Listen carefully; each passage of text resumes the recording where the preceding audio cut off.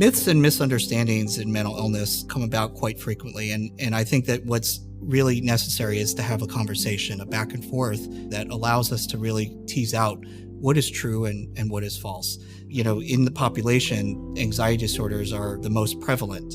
And when people are trying to figure out whether or not they have an illness or they are just stressed, that really becomes the conversation that we have.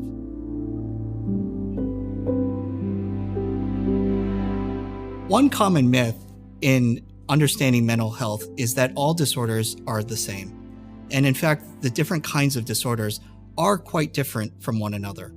For example, anxiety is an inborn mechanism that allows us to confront certain situations that might provide us with a great deal of stress, but that we would need to actually overcome through a very clear and logical solution.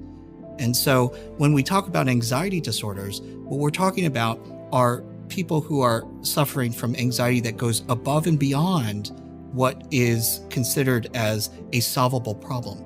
And so when that happens, a person then ruminates.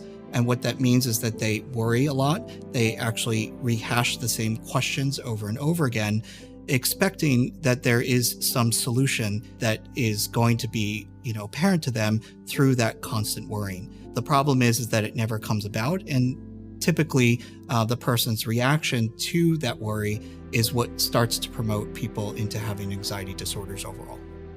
So when really understanding how we see anxiety disorders, we really do need to think about whether or not our anxiety helps us or hurts us. And so when we look at anxiety disorders overall, whether a person is experiencing panic attacks or if a person is experiencing a specific fear about a thing like a snake or an airplane, or whether or not a person might be fearful of criticism by other people, like in social anxiety disorder, or a person is just worrying about everything, we have to think whether or not that anxiety serves a purpose that is successful or one that is unsuccessful.